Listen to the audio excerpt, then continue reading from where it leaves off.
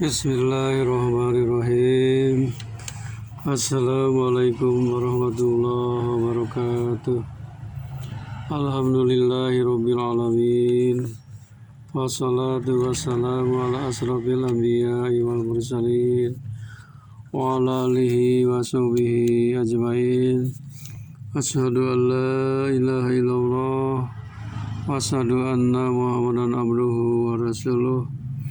Allahumma sholli ala Muhammad wa ala ali Muhammad wa shallaita ala Ibrahim wa ala ali Ibrahim wa barik ala Muhammad wa ala ali Muhammad kama barakta ala Ibrahim wa ala ali Ibrahim fil alamin innaka Hamidum Majid. Ya ayyuhal hadirun ittaqullaha haqqa tuqatih wa la tamutunna illa wa antum muslimun. Wa qala Allah ta'ala fil Qur'anil Karim. A'udzu billahi minasy syaithanir rajim. Bismillahirrahmanirrahim. Inna Allaha ma'al ladzina taqaw wal ladzina hum muhsinun. Shadaqallahul adzim. Saudara-saudaraku yang dirahmati Allah SWT, yang dimuliakan oleh Subhanahu wa Ta'ala, yang dimuliakan oleh Sang Khalik, yaitu Allah SWT yang Maha Pengasih lagi Maha Penyayang. Pertama-tama marilah kita panjatkan puji syukur kita kepada Ilahi Rabbi yang mana Allah Subhanahu wa Ta'ala telah memberikan nikmat yang begitu banyak kepada kita yang tidak terhingga jumlahnya dan tidak terhitung nominalnya. Mudah-mudahan kita dapat mensyukurinya, khususnya nikmat jasmani, nikmat rohani, dan nikmat rizki. Mudah-mudahan segala macam nikmat yang telah Allah berikan kepada kita ini membawa keberkahan, membawa kepada qanaah, membawa kepada kita untuk banyak beribadah atau taqarrub kepada Allah Subhanahu wa Ta'ala. Salawat serta salam mudah-mudahan dilimpahkan kepada Jin Alam Habibana Nabiyina Muhammad sallallahu alaihi wasallam, juga kepada keluarganya, para sahabatnya, dan tidak lupa kepada kita sebagai umatnya. Amin ya Allah ya Rabbal Alamin. Hadirin rahimakumullah, pada saat ini saya akan sampaikan materi yang diambil dari kitab Al-Hikam karya Syekh Ahmad bin Athaillah, yang mana di dalamnya banyak sekali nasihat dan pelajaran bagi kita semuanya. Yang pertama, tadi dalam mukadimah saya bacakan Quran surat An-Nahl ayat 128. A'udzubillahi minasyaitonirrajim. Bismillahirrahmanirrahim. Innallaha ma'al ladzina taqaw wal ladzina hum muhsinun. Yang artinya sesungguhnya Allah itu selalu menolong atau membantu orang yang takwa dan orang yang benar-benar berbuat baik. Di antaranya orang yang bertakwa itu selalu banyak berzikir kepada Allah dengan hati yang hadir atau khusyuk dan berhati-hati daripada lalai, sebab lalai itu menyebabkan hati menjadi beku. Dan serahkan dirimu kepada Allah dan relakan hatimu menerima batu ujian sebagaimana kegembiraanmu ketika menerima nikmat, dan kalahkan hawa nafsu dengan meninggalkan syahwat. Ibnu Athaillah mengatakan yang pertama, min alamatil i'timadi alal amali nuksanur rajai inda wujudil jalali. yang artinya setengah dari tanda bahwa seorang itu bersandar diri pada kekuatan amal usahanya, yaitu berkurangnya pengharapan terhadap rahmat karunia Allah ketika terjadi padanya suatu kesalahan atau dosa. Kalimat la ilaha illallah, tidak ada Tuhan, berarti tidak ada tempat bersandar, berlindung, berharap kecuali Allah.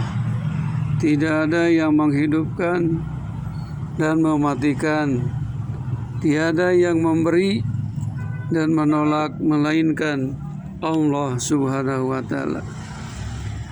Dohirnya syariat menyuruh kita berusaha beramal, sedang hakikat syariah melarang kita menyandarkan diri pada amal usaha supaya tetap bersandar kepada karunia rahmat Allah Subhanahu wa Ta'ala. Hadirin rahimakumullah, kalimat la haula wala quwata illa billah, tidak ada daya untuk mengelakkan diri dari bahaya kesalahan, dan tidak ada kekuatan untuk berbuat amal kebaikan kecuali dengan bantuan pertolongan Allah dan karunia rahmatnya semata-mata. Allah berfirman di dalam Al-Quran surat Yunus ayat 59, A'udzubillahi minasyaitonirrajim. Qul bifadlillahi wa birahmatihi wa bidzalika falyafrahu wa khairum mimma yajma'un. Yang artinya, katakanlah, hanya karena rasakan karunia rahmat Allah lah kamu boleh bergembira, dan itulah yang lebih baik atau berguna bagi mereka daripada apa yang didapat mereka kumpulkan sendiri.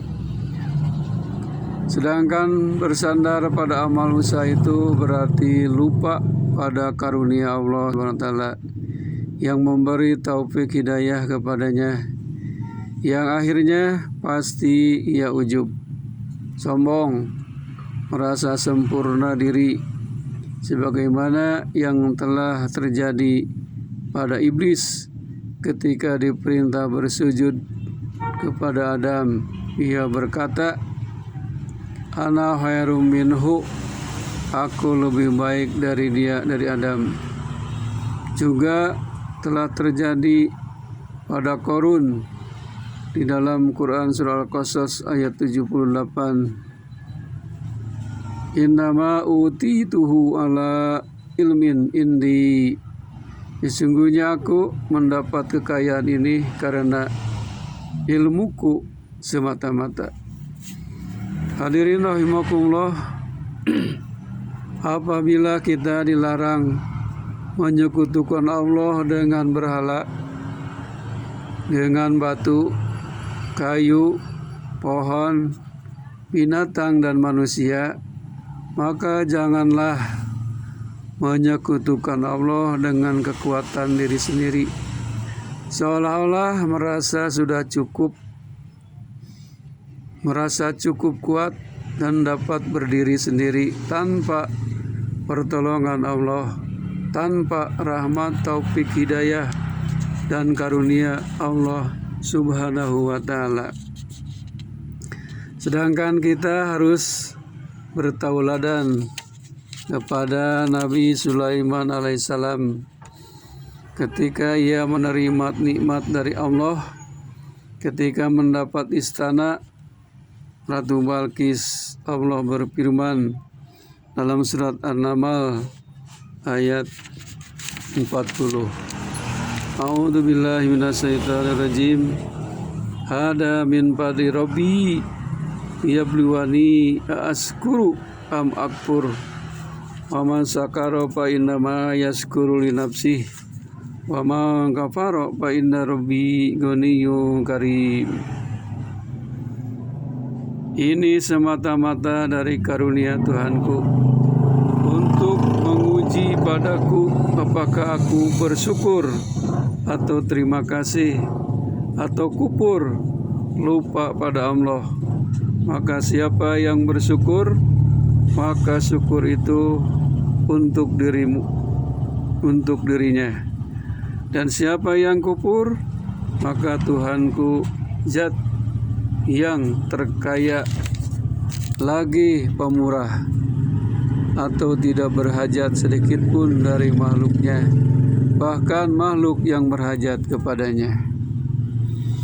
Itulah penjelasan dari Imam Athaillah tentang bahwa usaha itu adalah sudah ditentukan hasil dan tidaknya oleh Allah Subhanahu wa Ta'ala.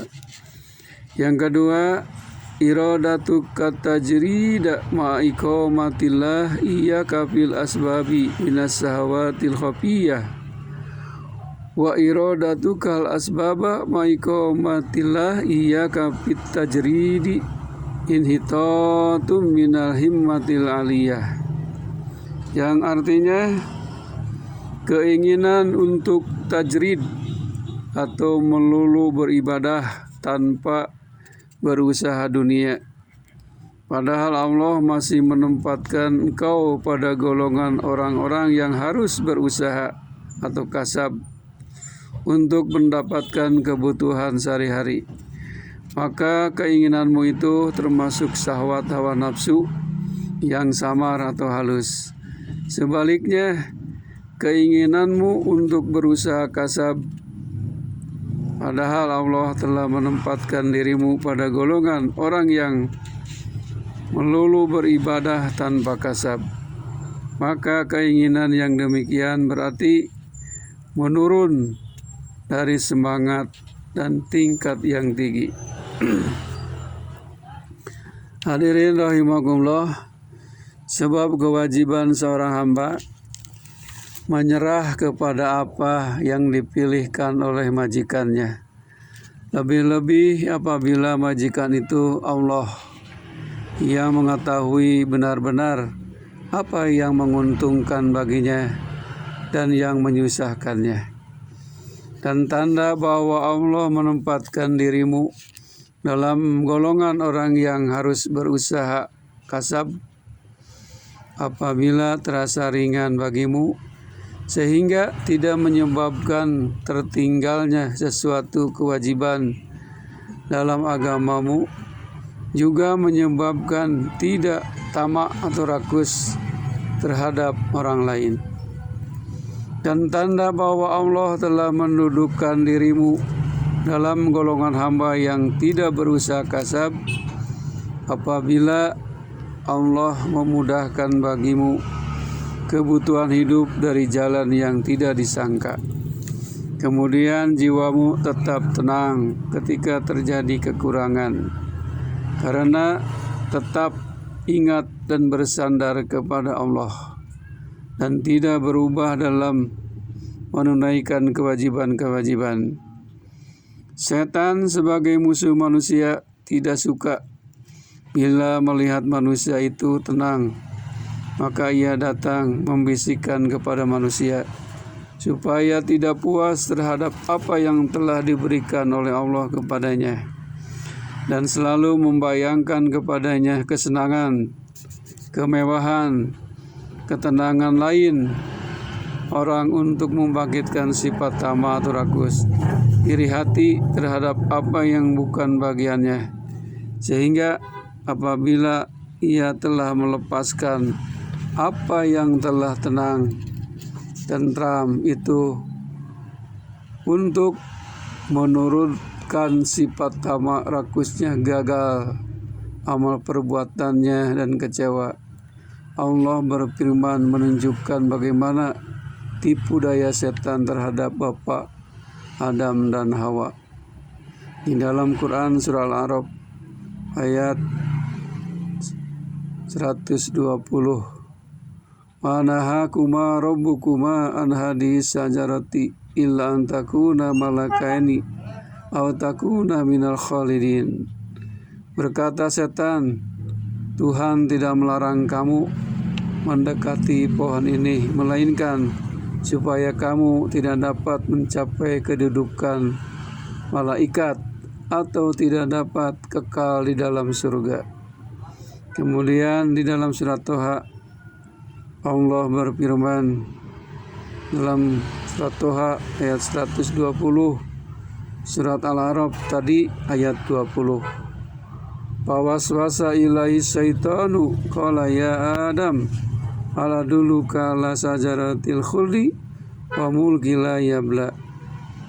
Maka bisikan setan, ia berkata, "Hei Adam, sukakah aku tunjukkan kepadamu pohon huldi, sesuatu yang dapat mengekalkan dan kekayaan yang takkan habis?" Hadirin rahimakumullah, itulah dua ayat peringatan bagi kita bahwa setan atau iblis selalu membujuk kepada kita. Ada seorang yang berkata, berapa kali saya telah meninggalkan usaha kasab, tetapi terpaksa kembali berkasab, sehingga akhirnya akulah yang ditinggalkan oleh kasab itu. Maka tindaklah aku kembali kepadanya.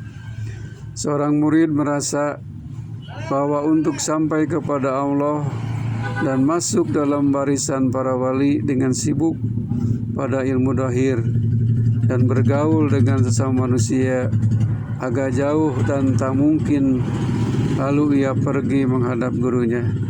Tiba-tiba sebelum ia sempat bertanya, guru bercerita, ada seorang terkemuka dalam ilmu dhahir. Ketika ia dapat merasakan sedikit dari perjalanan ini, ia datang kepadaku dan berkata, aku akan meninggalkan kebiasaanku untuk mengikuti perjalananmu. Jawabnya, bukan itu yang harus kamu lakukan, tetapi tetaplah dalam kedudukanmu. Sedang apa yang akan diberikan Allah kepadamu pasti sampai tercapai kepadamu. Itulah ikhtiar manusia. Jadi selalu kita wajib berusaha. Yang menentukan semuanya adalah Allah Subhanahu wa Ta'ala. Hadirin rahimakumullah, mudah-mudahan dua nasihat dari Imam Syekh Ahmad Athaillah ini bermanfaat dan berfaedah bagi kita semua dalam kehidupan sehari-hari. Akhirul kalam, wabillahi taufiq wal hidayah. Assalamualaikum warahmatullahi wabarakatuh.